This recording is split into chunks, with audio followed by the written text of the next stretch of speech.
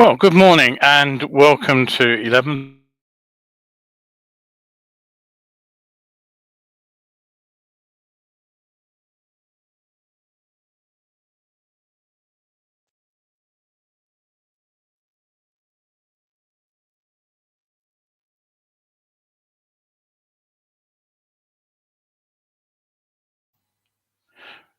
Right, hopefully that is the microphone working again. The microphone suddenly muted itself for some reason. Morning to Christine. So, as I was saying, I'm Kevin Williams. This is 11s, and this is show number 210, 310. It's Wednesday, the 1st of February, so we're into the final month of winter here in the Northern Hemisphere, which is good news because it's been a bit of a grim one, I think, at times. It's a beautiful sunny day here at the moment. So what have we got for you today? Well, it's been a bad few days, as I said, for motorcycling in the preamble. There have been a series of accidents involving fatal crashes and injuries, which I'll go through in a moment. Interesting problem with the RAC, who refused to fix a puncture, saying it was a road traffic collision. We'll talk about that as well. The London scrappage scheme that has just been introduced does include motorcycles, but only if you're on benefits. So you can't take advantage of it if you are a fit and healthy person in a job. A Kenyan physics teacher, however, has been using old laptop batteries to power electric motorcycles, which is an interesting idea. And the Indonesian government has actually been holding training seminars on how to convert ICE bikes to electric. And we'll finish off by looking at a pair of French e-bikes from a company called Rider. And we'll go back to the RAC issue on the discussion point. First, I'll cover what actually is the best advice, which I've got direct from National Highways, because there is some conflicting advice online. And then we'll ask, when is a puncture not a puncture according to the RAC? So that's what we've got coming up for you in the next 30 minutes or so. Christine's looked in. I think I mentioned you already, Christine. Hello there. And we also have Kevin on board. Good to see you both. Don't forget, if you have any comments, questions, anything you want to ask, say. I'm always interested in feedback on anything I cover. I'll try to get back to you during the show if I possibly can. If I can't do it during the show, I'll do it right at the end. Now, a little bit of housekeeping before we go anywhere else. If you're tuned in on Sunday, you'll know that I am headed for New Zealand in just over a week's time to take part in the Shiny Side Up series of rider safety interventions out there. Whole series of speaking engagements, a couple of full day-long events where I'll be on the stand, manning the stand as well as talking, and a range of evening talk events which are up and down the country. I'll miss the first one, sadly, in Invercargill. I will be doing that online from the UK because I have a prior engagement in Manchester to speak this time next week, but everything else I shall be out there live. Now, of course, that does cause some problems for me with my live performances here. So I'm not quite sure at the moment how I'm going to cope with 11s, because obviously there is a big time difference between the UK and New Zealand. It's about 13 hours. What I should probably try to do is record bits of what's going on out in New Zealand for you whilst I'm out there, and then run a recorded show. I doubt I'll be up in time to run one early in the morning, but you never know your luck. It depends on how busy I am at that particular time. So that's 11s. That'll be pretty much, I think, decided pretty much by the show.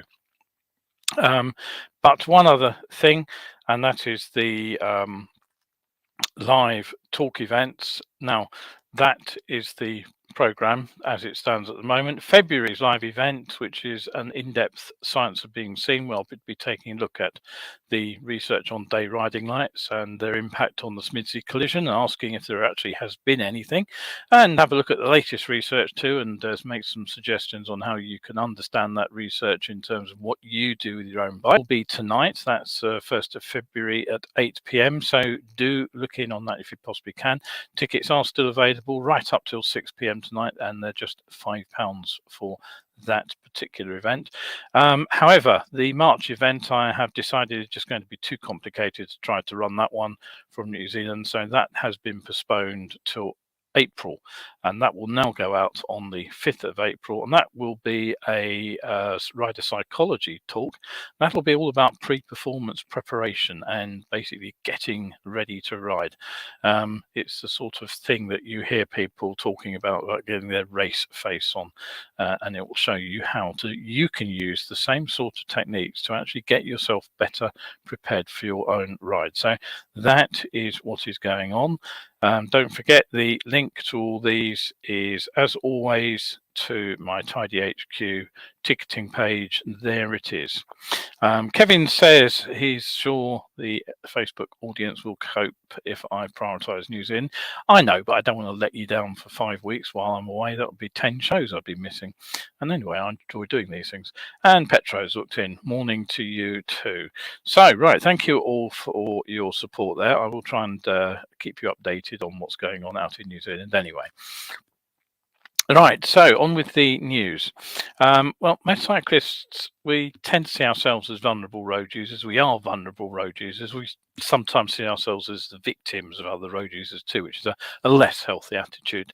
And of course, it's not always how others see us. And it's not been a good week with a whole series of stories where the rider turned out to be the guilty party. The first one in Christchurch, very sad one, in Dorset.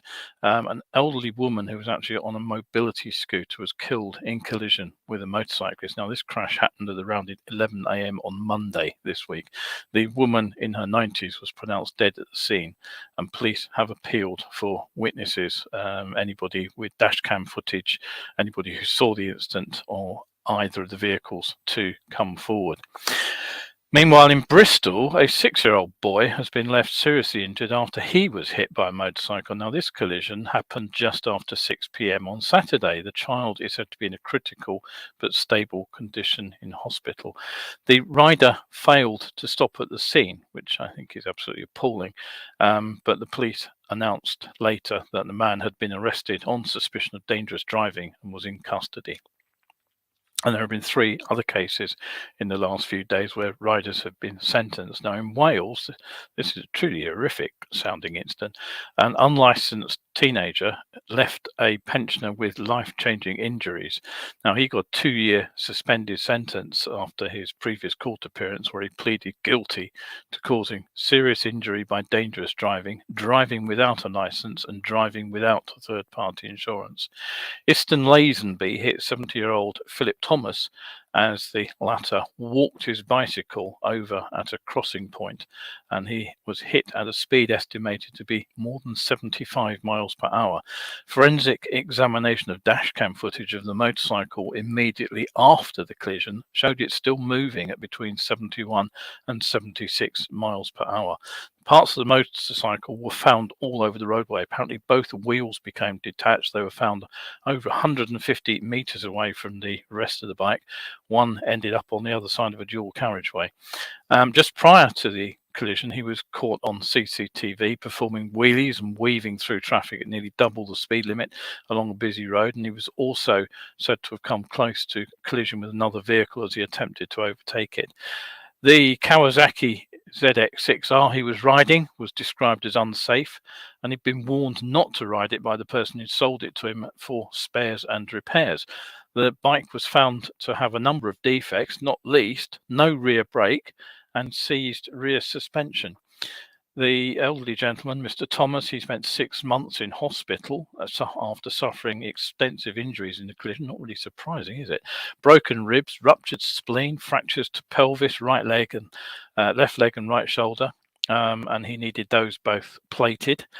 Lazenby, who is now 18, didn't come off scot-free either. He had his left arm from hand to elbow amputated as a result of the injuries sustained, and he's got no feeling apparently in the arm from the shoulder down, but more significantly from his future perspective, he had a significant brain injury, and it said he now has the brain of someone 50 to 60 years older than his years. So he's been disqualified for driving for 3 years, and he's been ordered to pay a statutory surcharge of £187. And on Wednesday in Kent, a 22-year-old motorcyclist, Travis Potts, he also escaped with a suspended prison sentence for an incident in which he ran a red light and hit a 12-year-old girl who was crossing the road. He fled the scene. The 12-year-old was on her way to school in the morning. That was November the 11th, 2021. Potts hit her whilst on his KTM Duke. The girl suffered a broken leg and she was in a cast for 6 months. Now, Potts did hand himself in at the police station later that day, and he told detectives that his visor steamed up, causing him to miss the red light and jump it, and that he panicked after the collision. In a bizarre coincidence, Potts himself was knocked down by a hit-and-run driver in Dover when he was 12 years old. The judge ordered Potts to complete 20 probation days. He's going to get £200 of unpaid work, and he'll have to pay £250 costs. He's been banned for driving for 3 years and will be required to take an extended retest. And last on this sorry list is a man who was caught on a viral video carrying a toddler on the tank of a bike through the busy streets of Hull. He was jailed for 16 months. He's been banned for driving 2 years and 8 months. James Giles, 24, admitted dangerous driving and exposing a child under 2 to harm or danger. He admitted he had no explanation for his decision to take his baby daughter out on the bike. The camera footage showed Giles with his daughter perched on the petrol tank of the bike as he weaved in and out of traffic and undertook vehicles in a cycle lane. That was on May the 8th last year. Neither was wearing a helmet.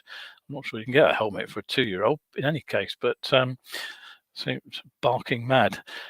He did drop his daughter off after about 5 minutes, but he carried on alone, pulling a wheelie, and at one point he can be seen failing to stop at a red light and nearly crashing into another motorcycle.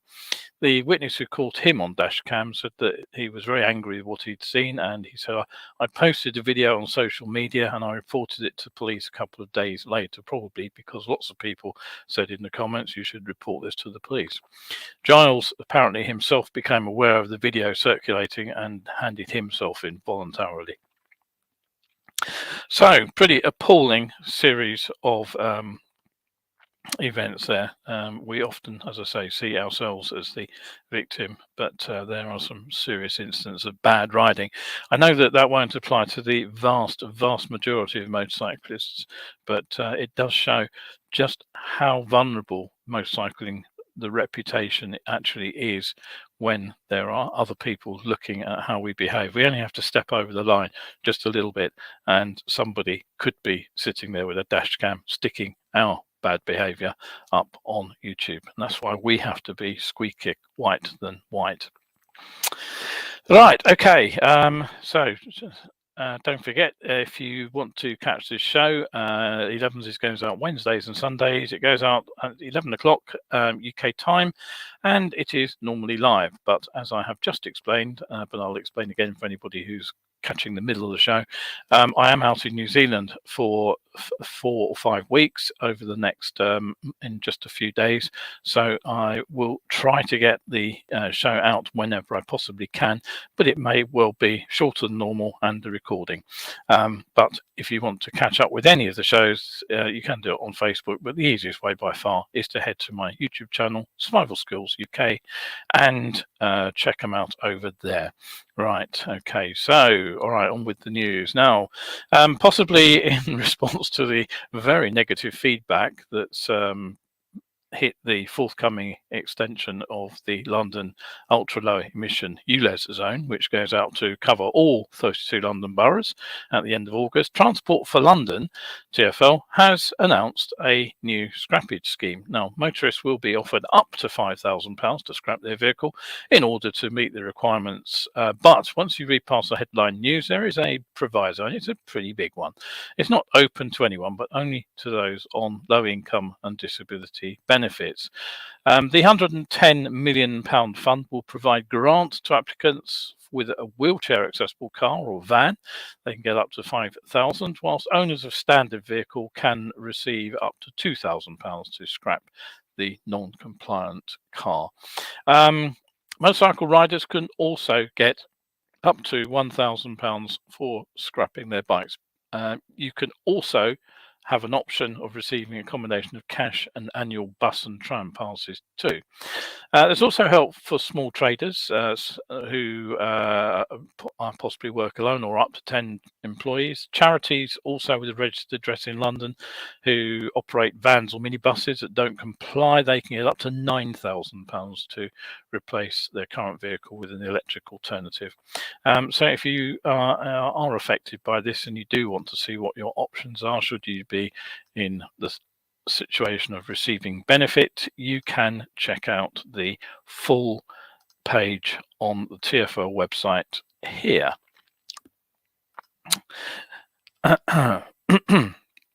Now, one of the frustrating things about modern electric batteries is that when they fail, it's probably just one cell in a sort of multi-cell battery that's actually gone down the pan, and there's a fair chance that most of the batteries actually still perfectly sound. It'll just be that one cell in the array that's failed.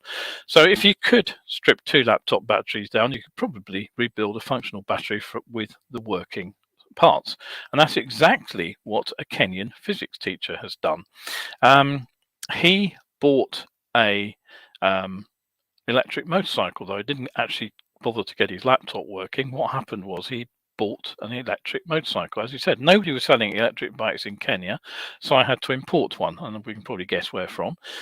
Paul Wararu is his name, but he says after a few months the battery failed and he could no longer travel to work. So his innovative solution to this problem was to source disused computer batteries at low cost, less than £1 each, and then separate out the working cells, and with those he created a 60-volt battery that could power his motorcycle again. And now he's actually turned it into a business. He takes old motorcycles, removes the internal combustion engine and replaces them with a battery and a motor to propel the bike. They take as little as 45 minutes to charge on a fast charger, he says, and then his rebuilt bikes have a range of up to 100 kilometers. Now, Wararu built his Eco-Mobilis bike, and he says it's far cheaper than traditional motorcycles, and of course it's also easier to maintain, and they already are being used by couriers and delivery drivers. Some of these who say they're saving money since they have switched away from using petrol for the electric machines, and by reusing the batteries, of course, the machine is also cleaner too. Something that was criticized in my recent articles on electric vehicles. If you want to have a look at a short video, pop over to YouTube. I've just put the link up for you. That is an interview with the enterprising physics teacher. Okay, moving on rapidly. Still on the electric theme, I'm afraid. In Jakarta in Indonesia, the Ministry for Energy and Mineral Resources has actually gone a step further. They're now offering technical training on how to convert fossil-based motorbikes into electric motorcycles. The country has an energy transition policy in place with the green energy target of 23% by 2025 and cutting carbon emissions by 29% by 2030. Now, the official statement said that motorcycles, quote, are one of the targets of the electric vehicle conversion program, considering that motorcycles are the mainstay of mobility for the Indonesian people because of their accessibility and affordability. So, to make the electric motorcycle conversion program a success, the ministry is carrying out training to ensure that the implementation of the conversion progress pays attention to the performance and the quality of the vehicles that the converters will turn out so that they remain suitable for everyday use. So the first course was actually held at the end of the month, last month, and 22 of the Jakarta residents attended this. And riders, incidentally, who switched to the converted two-wheelers are also in line for a government subsidy. So a very proactive approach there to taking the existing fleet of small motorcycles and removing the internal combustion engine from those. Okay, so as I said, there's a dearth of stories about petrol engine motorcycles at the moment, so I do apologise for anybody who doesn't like them, but here we go. The ranks of the modestly powered electric motorcycles continues to grow, with more and more startups entering with their own vision of what such a motorcycle should look like. And here is a machine from the French brand Rider. Let's just get that up on screen for you. There it is. This is the Rider SR6. Now, as you can see, it's a fully faired motorcycle. It produces a fairly modest sounding 5 kilowatts, 6 kilowatts at peak. And that may not sound much, but it's said to be enough to propel the bike and rider to a top speed of 74 miles per hour, 120 kph, which is actually about the top speed of a typical light motorcycle, or 125, that is bang on the 14.6 brake horsepower, 11 kilowatt limit for a petrol engine. I'm not entirely sure why it is that electric motors should be able to go faster than a petrol engine bike. Maybe someone who understands these things can give me a heads up on that one. I'd be interested to hear. But of course, in common with other electric motorcycles, the torque figure is off the charts for a bike that can be ridden on CBT. It's 118 Newton meters. Okay, that'll be very low revs, but obviously what that means is these bikes get off the line very quickly. Now, the motor itself is a hub unit built into the rear wheel, and that allows the battery to be carried low down. That helps with weight distribution and cooling, say the manufacturers. The not too enormous 6 kilowatt hour battery is said to be good for around 95 miles or 140 kilometers at 50 kph, that's 30 miles an hour, with a light throttle. So that will be city range. At an average speed of 50 miles per hour or 80 kilometers per hour, the range drops to around 60 miles, 100 kilometers. Now, plugged into a standard 220 volt socket, the charging time is 9 hours, but a Type 2 fast charger is supported as well. Unfortunately, one thing these bikes don't get is regenerative braking, which would help with the range. The seat height is said to be 820 millimeters, and the manufacturers say the bike is actually designed for medium to taller riders. In other words, it's not going to be a sort of 3/4 scale model of a motorcycle. The fairing actually reminds me a little bit of Ducati sports bikes from a few years back. The rear end has sort of styling cues from Yamaha's YZF series, and that sort of slightly Yamaha-y colour as well, I think there. Now, unusually for bikes of this performance, it is pulled up by twin stoppers up front, the single disc at the rear. ABS, of course, is standard. You get upside down front forks, and rather interesting at this price point, you get a remote adjust monoshock at the rear. Something I have to admit I could see as being rather useful with a lot of modern bikes. Right, okay, so what do you get? Well, for your money, €7,190 or around £6,300 at the moment, with a 2-year warranty. And the bike comes with a bigger brother too, the imaginatively named and near identical SR8. Now, rather oddly, this also fits into the A1 learner license bracket, because again, it is a 8 kilowatt nominal 11 kilowatt peak power hub motor, but this pushes the bike to a claimed top speed of 150 kph, which is 93 miles per hour, and torque is up to 148 newton meters. Now, battery capacity is upped to 7.2 kilowatt, and that gives the machine a mixed range, city, rural, and motorway use of up to 120 kilometers, which is sort of 70 odd miles, isn't it? Weights. You may be wondering, many people still believe that electric motorcycles are heavy.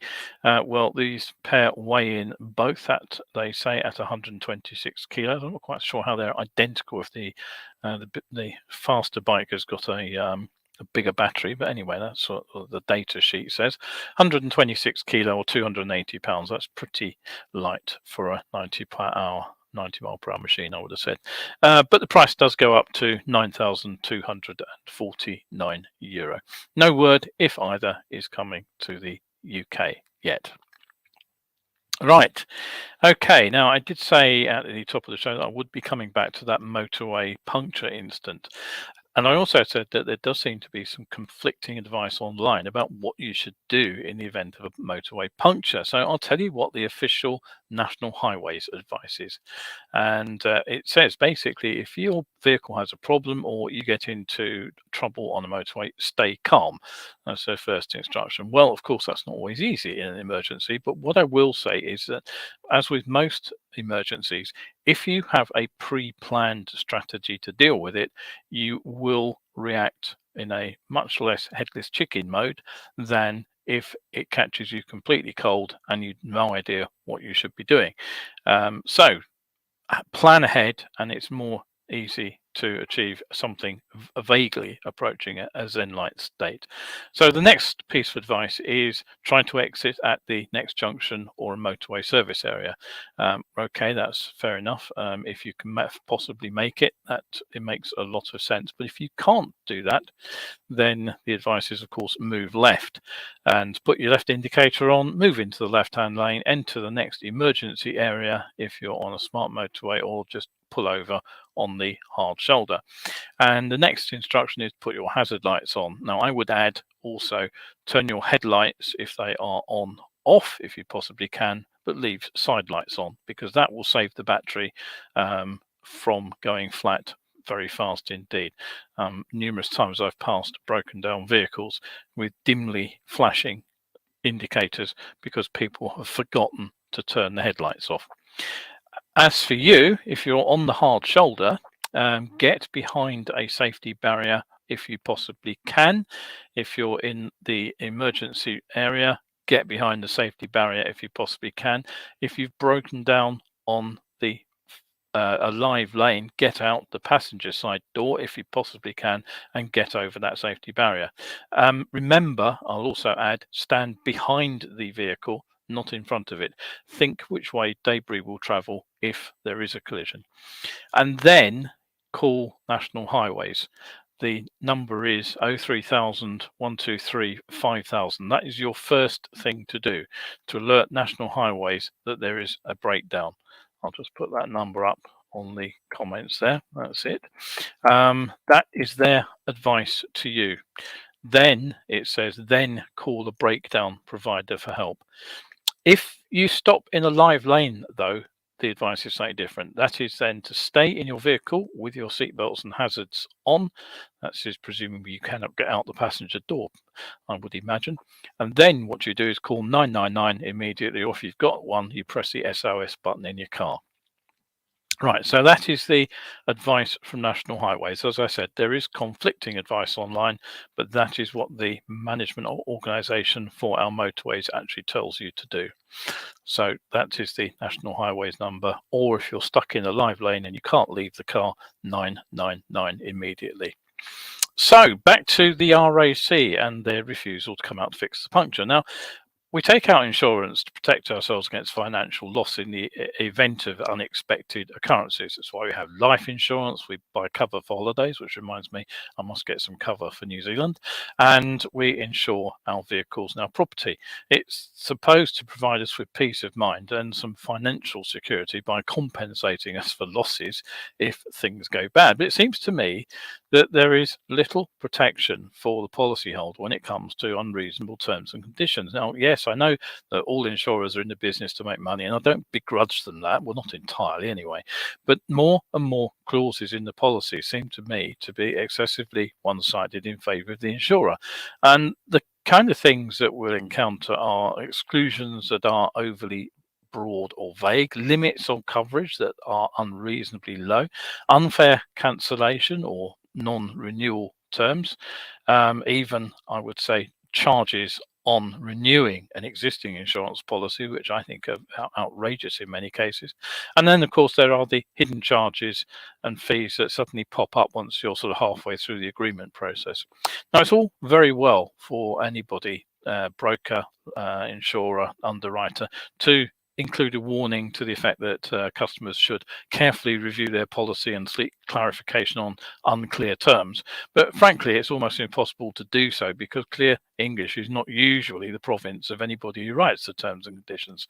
And so to the RAC. Now, as I said, the report that hit the news last week, and I'm surprised it hasn't been more widely reported, is that the RAC left the woman with their roadside assistance package stranded at the side of a motorway at 5 a.m. in freezing conditions. Now, the woman concerned, Sophie Clayton, 26, had been heading to work along the M60. It was 4:45 in the morning of January the 19th when she had to stop on the hard shoulder with a flat tyre. Now, I had a quick Google on the topic of the RAC's puncture repair policy. And this is what appeared at the very top of the Google search page. Let's just get that up on screen. Let's zoom that in a little bit for you. I'll read it out. Are punctures covered by breakdown cover? Yes, if you break down due to a puncture, we'll come out to help you. We'll repair your tyre if we can. If we can't, we'll fit your spare tyre for you. So there we go. That is very top of the page. It's obviously a sponsored result from the RAC, and it's pretty clear, isn't it? If you break down due to a puncture, we'll come out to help you. Well, not surprisingly, she said that she felt vulnerable and unsafe, so she called the AA to request assistance. And she said, quote, I explained to the operator that I didn't know if it was a pothole or debris in the road that had caused the flat tyre, and immediately the operator required that they will not be attending as they don't repair or help with tyres. She was then advised to call her insurer or engage a private tow company. The operator said there was nothing the RAC could do to assist. Now, at that point, she called the police. Now, Sophie informed the press because she felt she'd been abandoned in a dangerous place by the RAC. The RAC responded by saying that the call centre agent was in error. Quote, as Sophie was on the live lane of a motorway, our call centre agent should have repeated the safety advice all members hear when they call our breakdown phone line to call 999. They said this has now been addressed by the team with the team member.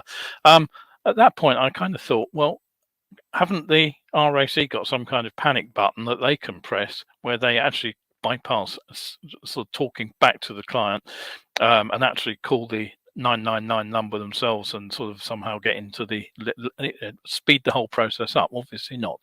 But I'm sure you've seen RAC vans working on hard shoulders. Well, I certainly have. So why didn't they come out this time?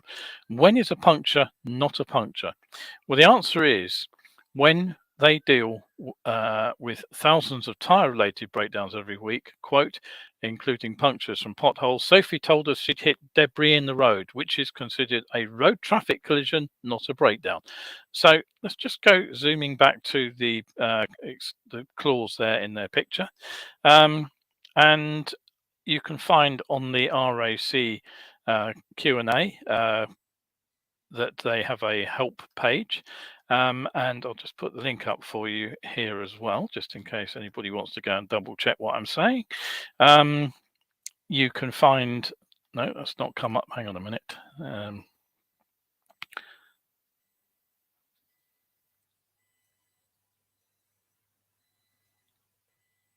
Try it again. Right, there we go. That's the link going up now. So the answer to the question in that Q&A, what do the RAC do about punctures, says, quote, if you don't have a spare tyre, we'll fit a brand new one for you if available. You'll be charged for the tyre. If you have our tyre replace add-on, you'll be covered for up to 5 new tyres a year, worth up to £150 each. So the question is, where does it say anything about, yes, if you break down due to a puncture, we'll come out to help you so long as it isn't caused by debris in the road? Well, nowhere that I can find. I'm sure that if you dig deep enough, somewhere buried in the terms and conditions, there will be that legal exclusion that allows them to row back on that promise. Now, not surprisingly, Sophie told the press, I'm not fully satisfied with comments made by the RAC. It does not give me hope in the future that they will support their paying customers in the future. Frankly, I'd like to see what a legal expert would make of their question and answer statement. But even if the conclusion was that hiding away that exclusion somewhere in their terms and conditions was valid and that it was a matter of caveat emptor, buyer beware, when does something like a piece of metal or wire in the road become debris, and when does it constitute a traffic collision? Presumably, if you run over an exhaust pipe, you might be on shaky grounds with the RAC's terms of what is debris, but there are loads of bits of wire and chunks of metal lying around. And what if a box of nail falls off the back of a truck? If you're one of the drivers or riders are unlucky enough to be brought to a halt, does that constitute debris? I don't know.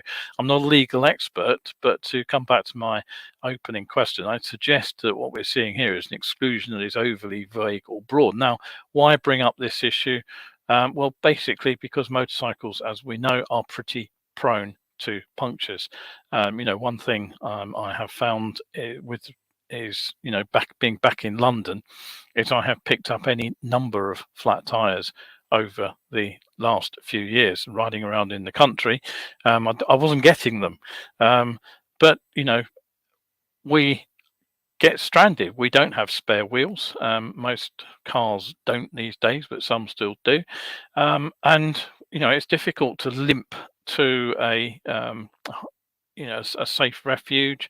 It's difficult to get off a motorway if you've got a flat front tire. They're mostly rear tires, I found, which does leave the bike semi-rideable. But I still wouldn't particularly want to get a puncture. And if I then call the AA or the RAC, I should say, sorry, AA. If I call the RAC having got myself to a safe place, and the RAC say, sorry, we can't help you because you hit debris and that's a road traffic collision, I would be pretty unhappy. So my thinking there is that you don't disclose information like that. You just say you've got a puncture. If they ask you what caused it, you simply say don't know, and then hopefully they would come out. It was worth checking the AA's terms and conditions either as well, I would have thought, for exclusions like this, because I suspect that the AA and the RAC mirror each other. Right, that is pretty much today's show. If you've got any comments on what we've talked about there, if anybody's had any experiences with puncture repairs from any of the motoring organisations, I would be interested to hear. And anything else you want to talk about, drop me a line. I'll do my best to respond to it. So once again, thank you to all of you who have looked in. Hopefully see you with a live show on Sunday and a live show the following Wednesday. And then it's in the hands of my schedule out in New Zealand. But until that time, if you are out there on the bike today, at least in the south of England, it's a lovely looking day. Make sure that you are riding safe. Thank you very much indeed. I'm Kevin Williams, and this has been Elevenses.